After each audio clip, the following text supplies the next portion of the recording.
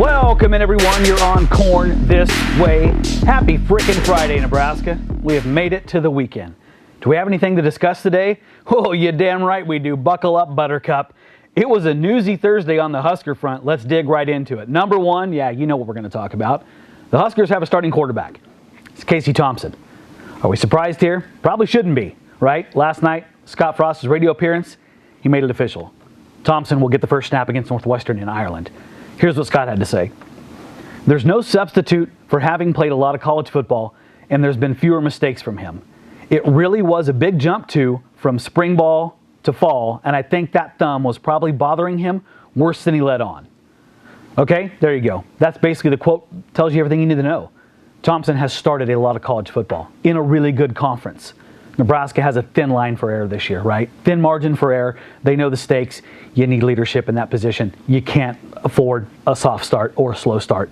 Thompson right now on paper probably gives him that best option. Also, that thumb was bugging him. You're also into a new system when you come in the spring as that transfer. So those two factors combined, yeah, huge jump in the fall. I don't think it's a knock on the other two. Mark Whipple, the offensive coordinator, said it yesterday. All three of them he's confident in. And the other two, of course, Chubba Purdy and Logan Smothers.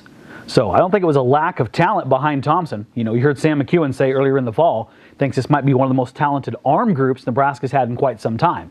I think it's the fact that Thompson, his experience and his growth off that injury, it's a pretty obvious choice to be your starting quarterback. Probably the best case scenario early on this season for Nebraska. So there you go, starting quarterback in the bag, running backs. It's the other thing we were trying to get a little bit of definition on yesterday. Don't know if we fully got it. And to be honest, Nebraska has no reason to tell us a whole bunch of stuff about their depth chart right now. There's a ton of mystery with Nebraska, with a new system, new coordinator, you know, a lot of new pieces. Now, there's no reason to tell Northwestern a bunch of crap, right? You got an advantage right now, so I get it. But yesterday, we did ask Mark Whipple about the running backs, and he listed off a bunch of names. What do you got? Well, Gabe and Anthony and Jaquez and AJ and Emmett's come on, and Cooper's done a good job, so I can see all those guys playing. He's savvy. He knows what he's doing. He listed off a bunch of names. Well, let's read too much into it and look at the order he read them in, okay? Throw it up on the screen. Gabe Irvin, of course, right? Anthony Grant, the transfer, junior college transfer. Jaquez Yant, we know him. A.J. Allen, Emmett Johnson, Cooper Jewett. Look at that list right there. Look at the youth. A redshirt freshman, two sophomores, and of course Grant, you know, who's a transfer, who will get his first extended experience with college football at the Division I level this season for Nebraska. They're putting a lot of stock in him. So there you go. Maybe a little bit of pecking order. Hell, who knows? We're going to find out in Northwestern. Now, the name you don't see on that list, and it's not for any bad reason whatsoever, that's right, Ramir Johnson. You saw earlier in the fall, if you read our notes columns, what our people were observing at the few practices. They saw Ramir working at wide receiver. That became a storyline. Yesterday we got to talk to Ramir, and he kind of filled us in on what's going on.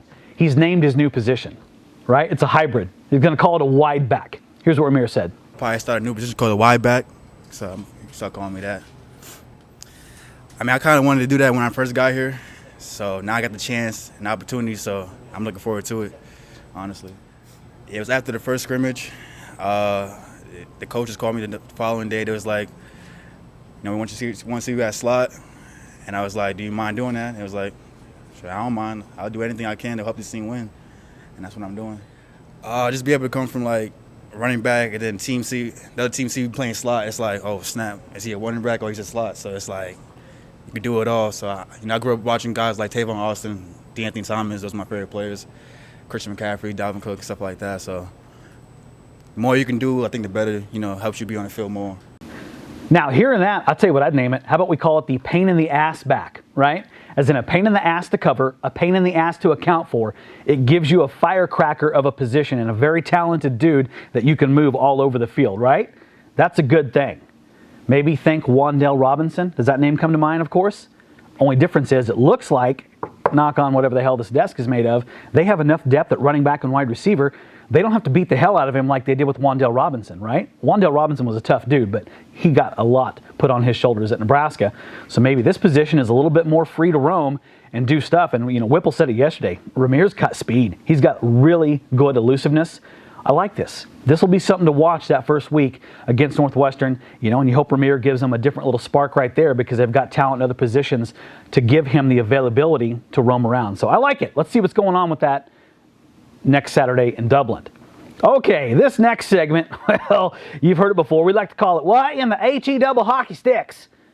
This also came out of the radio appearance last night, and let's be honest, this crap is weird. Okay, this is really weird. Let's read from the story.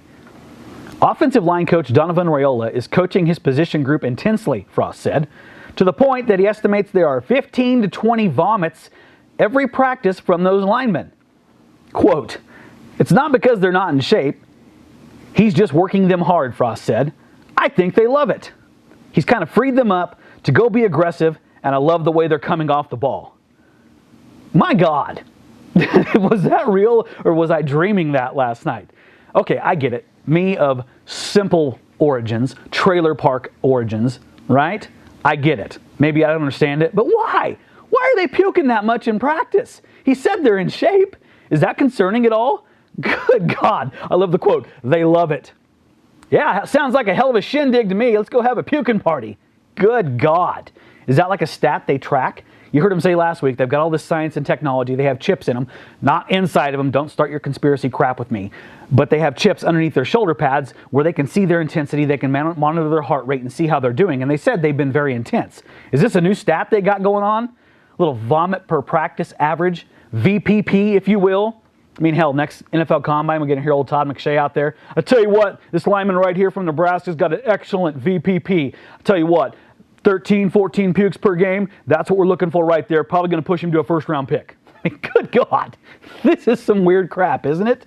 I tell you what, I have not heard of or seen that much synchronized dinosaur calling since an incident that involved Barton's Vodka, Ruby Red Squirt, and an after-harvest festival parade float. Not my finest moment, my friends. I'll tell you what, personal tip, you send that crap out your nose the opposite direction at a high velocity, it will ruin Ruby Red Squirt for you. Still can't drink it to this day. That's a tragedy. I bet that's a mess at practice. Does that sound fun? Come out, be a student manager, they say. Experience football, learn leadership. Clean up a ton of puke. Good God. That sounds like some Bear Bryant Junction Boys level shit right there. I hope they're okay. I really do. But yeah, I think the key thing I take away from this is it's time to play football, right? We are in the weird period of fall camp where it's been too long, they've hit each other too much, and this is the type of stuff we're talking about. What an odd thing to bring out in a radio appearance. But hey, gives us something to talk about. I'll stop. I'll back off my vomit rant. We're done with the puke talk. Okay? All right. Things you need to be aware of right now. Our Husker preview section in print comes out Saturday. Trust me, it's a doozy. You're going to want that. Right now, though, we've got a lot of it out online. I know you know that because I can see you reading it. I see web stats, right? I got a computer over there. Tells me crap. We have breakdowns of every position, offensive, defensive, special teams, really good stuff. And also of interest, I know this is about the number 3 story on Omaha.com right now, our season prediction. That's right. It is out right now. Our collaborative brains have come up with these thoughts on Nebraska's football season. Let's give you a tease right here. A freebie. Rest of it, you're going to have to click on the story and read it, damn it. Here you go. Northwestern game. The OWH prediction, 38-14 Nebraska. You got to like that, right? I think that's pretty accurate. I think people expect Nebraska to win that game. So go. Click on that. Check out the whole season. You can nerd out, rage out, cheer, whatever it makes you feel, just do it. Okay? Speaking of which, next week, game week, we're up in the game on this set, I'm telling you. We're getting serious. I want to hear from you, the fan. I want to know your thoughts and your predictions for Nebraska's football season. I'm going to put out a social media post this weekend, Monday, hell, I don't know, whenever the hell I remember to do it. And give me your prediction on record and a couple thoughts on why you think that's going to be. I'm going to take the best, the cream of the corn crop, if you will. I'm going to put it on a whole show. It's going to be about you, the fan. That's what we want to hear from. I'm tired of hearing our crap, all right? We've been talking way too much, including me. Let's hear from you what you think the Huskers are going to do in 2022. Other thing to check out, guess who's back? That's right, the thrower of bones himself, Adam Carricker, returned to us yesterday from summer break. In his first episode out the gate, it's a doozy, an interview with Trev Alberts. He's going to get into some of those thoughts on what he expects from Husker football this year. Good stuff, must listen, much watch, click on that. Hell, maybe we should have Carricker tell his famous Husker practice puking story, right? He's got a good one. I want to know Adam's thoughts. Played in the NFL, right? Played for the Huskers. What is an average amount of vomiting that's acceptable? Okay, I'll stop. That's enough vomit talk. I told you I would back off. All right, this weekend we're going to stay busy. Lots of stuff coming up for you, okay? Volleyball fan day tomorrow morning down there in Lincoln. Take the kids down, get some autographs from some true badasses. Tomorrow night, you get to see them scrimmage. Red-white scrimmage at Devaney. Check that out. Sunday, big frickin' press conference, okay? Whatever you do on Sunday morning, get that done. Get out there Sunday afternoon because we are going to have a lot of stuff for you to read, okay? In the afternoon at some point in time, ton of stuff. We'll hear from Coach Frost, a bunch of players before they get on that plane to Ireland. Monday, game week, my friends. We are finally here. This is the last football-free weekend we have to deal with in terms of college football for quite some time. It's a pretty damn good feeling, isn't it? We're going to have a lot for you next week. We got 3 people shipping them to Ireland as we speak. We'll have all their reports from the Emerald Isle as the Huskers begin the 2022 campaign against the Northwestern Kitties, and we find out what the hell this football team actually is. An exciting moment. Should be a fun one. Until that time, my friends, keep it a vomit-free weekend, okay? Be all the GBR you can frickin' be. And remember, we are all just corn this way.